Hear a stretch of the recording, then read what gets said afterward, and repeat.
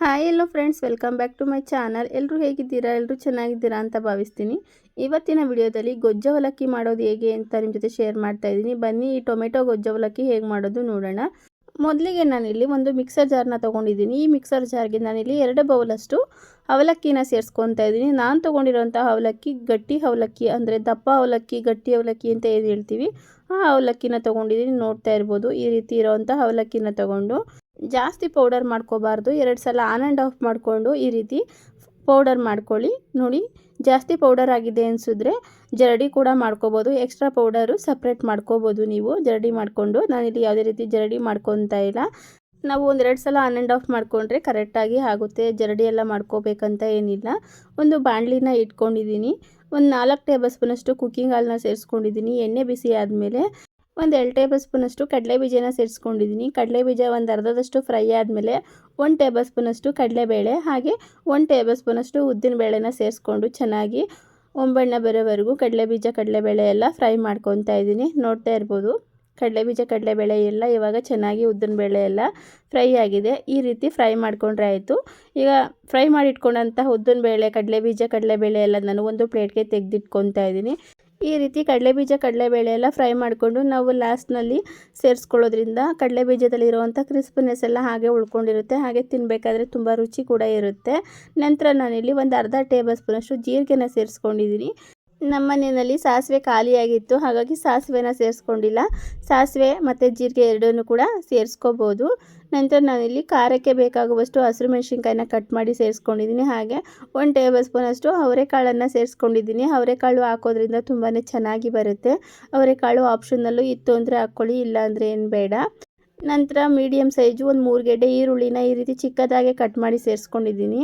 ನಂತರ ಸ್ವಲ್ಪ ಕರಿಬೇವಿನ ಸೊಪ್ಪನ್ನು ಕೂಡ ಸೇರಿಸ್ಕೊಂಡಿದ್ದೀನಿ. ಒಂದು ಅರ್ಧದಷ್ಟು ಈರುಳ್ಳಿ ಚೆನ್ನಾಗಿ ಫ್ರೈ ಆದಮೇಲೆ ನಾನಿಲ್ಲಿ ಒಂದು 4ರಿಂದ 5 ಟೊಮೆಟೊನ ಕಟ್ ಮಾಡಿ ಸೇರಿಸ್ಕೊಂಡಿದ್ದೀನಿ. ಟೊಮೆಟೊ ಜೊತೆಗೆ ಉಪ್ಪನ್ನು ಸೇರಿಸ್ಕೊತಾ ಇದ್ದೀನಿ. ಉಪ್ಪು ನೋಡಿಕೊಂಡು ಹಾಕ್ಕೊಳ್ಳಿ ಲಾಸ್ಟಕ್ಕೆ, ಮತ್ತು ಅವಲಕ್ಕಿ ಎಲ್ಲ ಹಾಕ್ಕೊಂಡಾದ್ಮೇಲೆ ಹಾಕ್ಕೊಂಡ್ರಾಗುತ್ತೆ. ಟೊಮೆಟೊ ಸ್ವಲ್ಪ ಸಾಫ್ಟ್ ಆಗೋವರೆಗೂ ಚೆನ್ನಾಗಿ ಫ್ರೈ ಮಾಡ್ಕೊಳ್ಳಿ. ಟೊಮೆಟೊ ಸಾಫ್ಟ್ ಆಗೋಷ್ಟರಲ್ಲಿ ಇಲ್ಲಿ ಅವಲಕ್ಕಿ ಕೂಡ ಪೌಡರ್ ಮಾಡಿಟ್ಟಿದ್ವಲ್ವಾ, ಈ ಅವಲಕ್ಕಿನ ತೊಳೆದಿಟ್ಕೊಂಡ್ಬಿಟ್ರೆ ನಾವು ಟೊಮೆಟೊ ಎಲ್ಲ ಸಾಫ್ಟ್ ಆಗೋಷ್ಟರಲ್ಲಿ ಚೆನ್ನಾಗಿ ಕೂಡ ಸಾಫ್ಟಾಗಿ ಆಗಿರುತ್ತೆ ಅವಲಕ್ಕಿ ಕೂಡ. ನೋಡಿ, 1-2 ಸಲ ಚೆನ್ನಾಗಿ ಅವಲಕ್ಕಿನ ಈ ರೀತಿ ನೀರನ್ನು ಹಾಕ್ಕೊಂಡು ಚೆನ್ನಾಗಿ ತೊಳ್ಕೊಳ್ಳಿ. ಕೆಲವೊಂದು ಅವಲಕ್ಕಿ ಎಲ್ಲ ತುಂಬಾ ಡಸ್ಟ್ ಎಲ್ಲ ಇರುತ್ತೆ, ನೋಡಿಕೊಂಡು ಅವಲಕ್ಕಿನ ಚೆನ್ನಾಗಿ ತೊಳ್ಕೊಳ್ಳಿ. ನೋಡಿ, ನಾನಿಲ್ಲಿ ಅವಲಕ್ಕಿನ ಇವಾಗ ತೊಳ್ಕೊಂಡಾಗಿದೆ.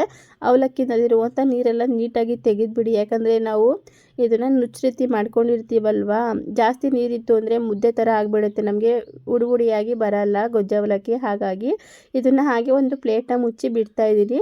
ಟೊಮೆಟೊ ಕೂಡ ಇವಾಗ ಸಾಫ್ಟ್ ಆಗ್ತಾ ಇದೆ ಅಲ್ವಾ, ಇನ್ನೊಂದು ಸ್ವಲ್ಪ ಹೊತ್ತು ಚೆನ್ನಾಗಿ ಫ್ರೈ ಮಾಡ್ಕೊಳ್ಳೋಣ. ನಂತರ ನಾನಿಲ್ಲಿ ಅರ್ಧ ಟೇಬಲ್ ಸ್ಪೂನಷ್ಟು ಸಾಂಬಾರು ಪುಡಿನ ಸೇರಿಸ್ಕೊಂಡಿದ್ದೀನಿ. ಈ ಗೊಜ್ಜು ಅವಲಕ್ಕಿಗೆ ಸಾಂಬಾರು ಪುಡಿ ಹಾಕಿದ್ರೇ ಗೊಜ್ಜು ಅವಲಕ್ಕಿಗೆ ತುಂಬ ರುಚಿಯಾಗಿ ಚೆನ್ನಾಗಿ ಬರೋದು. ಗೊಜ್ಜು ಅವಲಕ್ಕಿ ಅಂತ ಅಂದಮೇಲೆ ಸಾಂಬಾರು ಪುಡಿ ಅಂತೂ ಹಾಕಲೇಬೇಕಾಗುತ್ತೆ. ಖಾರಕ್ಕೆ ಬೇಕಾಗುವಷ್ಟು ನೋಡಿಕೊಂಡು ಒಂದು ಅರ್ಧ ಟೇಬಲ್ ಸ್ಪೂನಷ್ಟು ಹಾಕ್ಕೊಂಡ್ರೆ ಸಾಕು, ಜಾಸ್ತಿ ಎಲ್ಲ ಹಾಕ್ಕೊಳ್ಳೋದು ಬೇಡ. ಲಾಸ್ಟಕ್ಕೆ ಸ್ವಲ್ಪ ಕೊತ್ತಂಬರಿ ಸೊಪ್ಪನ್ನು ಸೇರಿಸ್ಕೊಂಡು ಚೆನ್ನಾಗಿ ಮಿಕ್ಸ್ ಮಾಡ್ಕೊತಾ ಇದ್ದೀನಿ. ನಂತರ ನಾನಿಲ್ಲಿ ಅವಲಕ್ಕಿನ ಸೇರಿಸ್ಕೊತಾ ಇದ್ದೀನಿ. ನೋಡ್ತಾ ಇರ್ಬೋದು, ಚೆನ್ನಾಗಿ ಅದರಲ್ಲಿ ಇರೋವಂಥ ನೀರನ್ನೆಲ್ಲ ಹೀರ್ಕೊಂಡು ಚೆನ್ನಾಗಿ ಪೌಡರ್ ರೀತಿ ಇದೆ. ಇವಾಗ ನಾವೇನಾದ್ರು ಜಾಸ್ತಿ ನೀರು ಬಿಡ್ತು ಅಂತ ಅಂದರೆ ಇದು ಅವಲಕ್ಕಿ ಎಲ್ಲ ಚೆನ್ನಾಗಿ ನೆಂದೋಗ್ಬಿಟ್ಟು ಮುದ್ದೆ ಥರ ಆಗಿಬಿಡುತ್ತೆ. ನಮಗೆ ಈ ರೀತಿ ಹುಡಿಯಾಗೆಲ್ಲ ಬರಲ್ಲ. ಮಾಡಬೇಕಾದ್ರೆ ನಾವು ಕರೆಕ್ಟಾಗಿ ನೋಡಿಕೊಂಡು ಮಾಡ್ಕೋಬೇಕಾಗುತ್ತೆ. ಹಾಗೆ ನೀರು ಕೂಡ ನಾವು ಸ್ವಲ್ಪ ಬಿಡದೆ ಚೆನ್ನಾಗಿ ತೆಗಿಬೇಕಾಗುತ್ತೆ. ಅವಲಕ್ಕಿನ ಹಾಕ್ಕೊಂಡು ಚೆನ್ನಾಗಿ ಒಂದು ಮಿಕ್ಸ್ ಮಾಡಿಕೊಂಡು ಇವಾಗ ಮೊದಲೇ ಫ್ರೈ ಮಾಡಿ ಇಟ್ಕೊಂಡಿದ್ನಲ್ವ ಉದ್ದಿನಬೇಳೆ ಕಡಲೆಬೀಜ ಹಾಗೂ ಕಡಲೆಬೇಳೆನ ಸೇರಿಸ್ಕೊಂಡು ಚೆನ್ನಾಗಿ ಒಂದು ಮಿಕ್ಸ್ ಮಾಡ್ಕೊತಾ ಇದ್ದೀನಿ. ಯಾರಾದರೂ ವಯಸ್ಸಾದವರು ಕೂಡ ಇದ್ದರೆ ನಾವು ಲಾಸ್ಟಕ್ಕೆ ಈ ರೀತಿ ಕಡಲೆಬೀಜ ಕಡಲೆಬೇಳೆನ ಫ್ರೈ ಮಾಡೋದಕ್ಕೂ ಮುಂಚೆ ಸ್ವಲ್ಪ ಎತ್ತಿಟ್ಕೊಂಡು ಕೂಡ ಫ್ರೈ ಮಾಡ್ಕೋಬೋದು. ಅವ್ರಿಗೆಲ್ಲ ತಿನ್ನಲಿಕ್ಕಾಗಲ್ಲ ಅಲ್ವಾ, ಎಲ್ಲರೂ ಇಷ್ಟಪಟ್ಟು ತಿಂತಾರೆ ಈ ಗೊಜ್ಜು ಅವಲಕ್ಕಿನ. ಒಂದ್ಸಲ ಈ ವಿಧಾನದಲ್ಲಿ ಮಾಡಿ. ಲಾಸ್ಟಕ್ಕೆ ಉಪ್ಪು ಏನಾದರೂ ಕಮ್ಮಿ ಅನಿಸಿದ್ರೆ ನೋಡಿಕೊಂಡು ಉಪ್ಪನ್ನು ಸೇರಿಸ್ಕೊಂಡು ಚೆನ್ನಾಗಿ ಒಂದು ಮಿಕ್ಸ್ ಮಾಡಿಕೊಂಡ್ರೆ ರುಚಿಯಾದ ಇನ್ಸ್ಟಂಟಾಗಿ ಗೊಜ್ಜು ಅವಲಕ್ಕಿ ಅಂತೂ ರೆಡಿಯಾಗಿದೆ. ಇವಾಗ ನೋಡ್ತಾ ಇರ್ಬೋದು, ತುಂಬಾ ರುಚಿಯಾಗಿ ಚೆನ್ನಾಗಿ ಬರುತ್ತೆ. ಚಿಕ್ಕ ಮಕ್ಕಳಿಂದ ದೊಡ್ಡವರೆಲ್ಲರೂ ಇಷ್ಟಪಟ್ಟು ತಿಂತಾರೆ. ಈ ವಿಧಾನದಲ್ಲಿ ಮಾಡಿ. ಈ ಗೊಜ್ಜು ಅವಲಕ್ಕಿ ರೆಸಿಪಿ ನಿಮ್ಗೆಲ್ರಿಗೂ ಇಷ್ಟ ಆಗಿದೆ ಅಂತ ಭಾವಿಸ್ತೀನಿ. ಇಷ್ಟ ಆಗಿದ್ರೆ ಪ್ಲೀಸ್ ವಿಡಿಯೋಗೆ ಲೈಕ್ ಕೊಡೋದನ್ನು ಮರಿಬೇಡಿ. ಪ್ಲೀಸ್ ಲೈಕ್ ಮಾಡಿ, ಶೇರ್ ಮಾಡಿ. ಚಾನಲ್ಗೆ ಸಬ್ಸ್ಕ್ರೈಬ್ ಆಗಿಲ್ಲ ಅಂದರೆ ಸಬ್ಸ್ಕ್ರೈಬ್ ಮಾಡಿಕೊಂಡು ವಿಡಿಯೋನ ಪೂರ್ತಿ ನೋಡಿ. Thank you for watching.